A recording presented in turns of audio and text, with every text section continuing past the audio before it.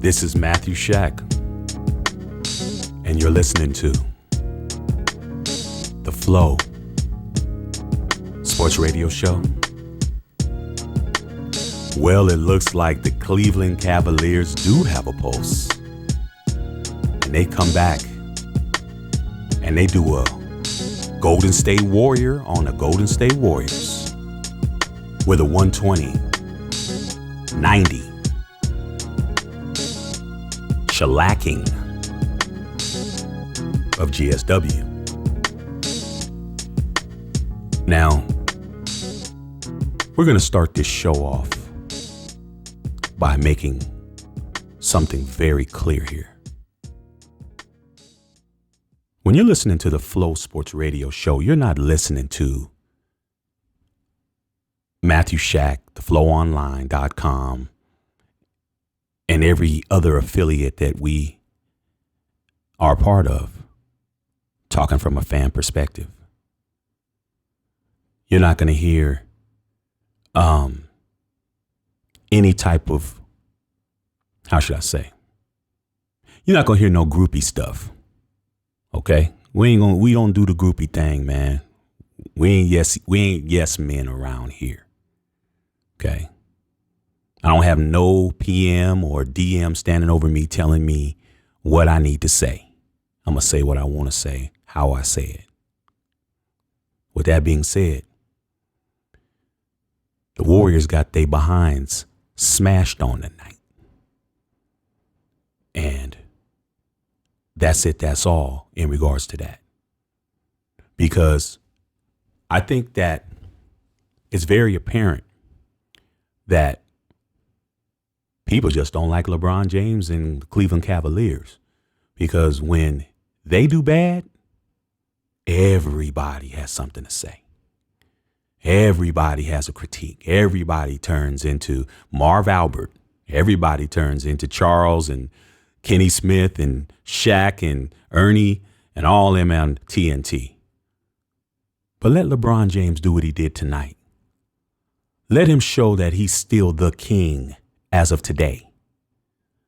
No one has nothing to say. It's nothing but Jiminy Crickets going on. And you're not going to hear that here. You can go back and listen to our previous shows of the coverage of the 2016 NBA Finals, and you will hear that we talked just as critical of LeBron, Kyrie Irving, J.R. Smith for sure, and Tyronn Lue just as passionately as we're talking about him today. So all I have to say is LeBron James showed up. And anybody who just thought that the Golden State Warriors were going to come in and just pull a broom out and just sweep them under the rug, it takes more than that. You got to, like I've been saying, you have to show up. People have to perform. People have to do what they need to do.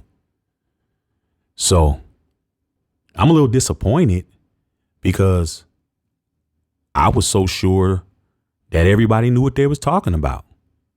No, not really, but that it was going to be over Friday. And the only reason why is because I cannot wait till football season if I got to watch bad basketball. Tonight, Golden State Warriors played bad basketball. You can just see it. Draymond Green had 28 points last game. He had 6 tonight. He did not even look like my favorite Warrior tonight. I got to give props to Klay Thompson because Klay Thompson is a Warrior for real. That guy right there impresses me. He got hurt. Anybody who's played basketball would know how much a knee to the thigh from somebody as big as Timothy Mozgov would hurt. Like, he's hurting.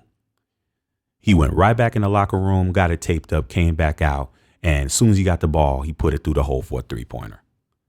I like Klay Thompson, man. He's very underappreciated.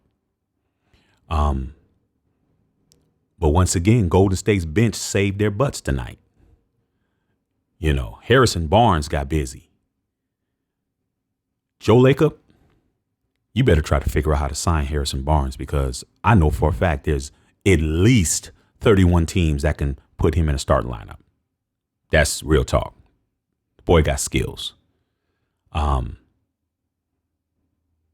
And the two-time league MVP, he didn't play well in the first half, man. But that's the thing about Steph. Steph he'll just shoot himself out of it. Like, that's one thing that I do see that reminds me of his father. Some of you fans are, you need to go back to YouTube and look at Dale Curry, and you'll be able to understand where Steph gets his motor from. Steph will keep running around, running through picks, and he'll keep doing what he got to do. He doesn't stop. And eventually, when he sees that ball go in the basket, it's like, like the clouds have opened. And that's why it was so critical for LeBron on that dead ball situation where Steph tried to go up and try to get a little chippy, and LeBron blocked it, because he's smart enough to know Steph can't get any clean looks at the basket, because that's going to carry over. So once again, it was the bench play from Golden State that kept him around. But tonight, the bench is playing better in this series than the starters are for Golden State.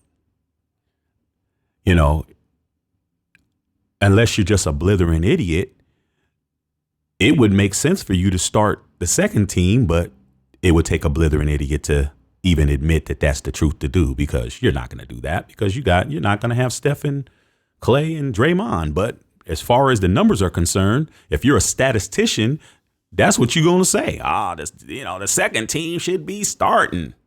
Nah, but the second team is playing better than the first team. That's not good. Tyronn Lue made some excellent adjustments. I think Cleveland plays better without Kevin Love, and I wouldn't be surprised if they move Kevin Love, man. I look at it like this, man. You work a job, right?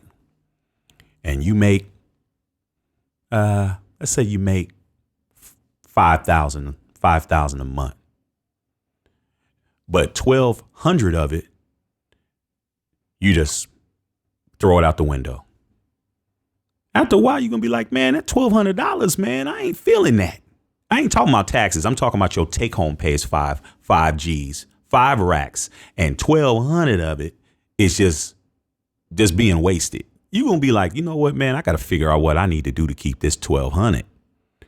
And with Kevin Love having $120 million and he's always hurt, I know Dan Gilbert's trying to plot right now. Well, you don't want to piss off LeBron, but at the end of the day, man, I don't think LeBron going to be too mad, if they get rid of Kevin Love and put that money somewhere else. So that's where we're at with it. It's 2-1. And anybody who really knows basketball knows that this game is critical in the standings for the Cavaliers, because Golden State had a chance to put the dagger in the heart. They had a chance to finish this series tonight. They could have ended it tonight. The psychological advantage they would have had having a 3-0 lead, knowing that nobody in the history of professional basketball has ever came back from a 3-0, and they did not get it done. That right there is why we got to play 5 games instead of 4 games. But if they're going to be like they were tonight, back and forth, Golden State took a 20-point lead, knocked it back down to 7. Golden State's explosive, man. They are explosive. You have to play perfect basketball every possession, man. You cannot make stupid mistakes and have bad possessions. You cannot have turnovers. You cannot rest on defense. You cannot make a basket celebrate because they're going down the court on the right side and they're going to go right past you and score the basketball. That's why this series needed this game 3. Warrior fans, don't be upset that you guys didn't sweep. Because last year, everybody was talking about how Golden State didn't play Cleveland up to full potential. So if Golden State wins, that argument goes out the window. Cleveland Cavalier fans, if you guys can come back from being down 2-0, the first time since Dwayne Wade did it for Miami back in 06, then you can redeem yourself from last year.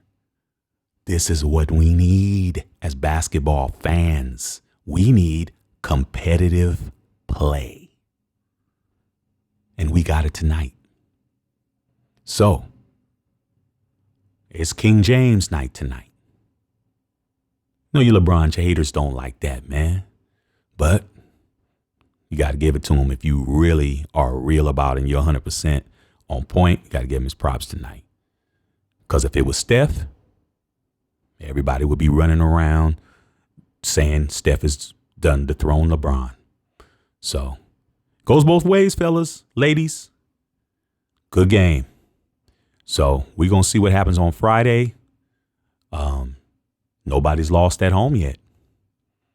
So, we'll see how it all goes at the end of the day. But excellent game, man. I enjoyed it. And I'll probably watch it again. But in the meantime, game on. Game on.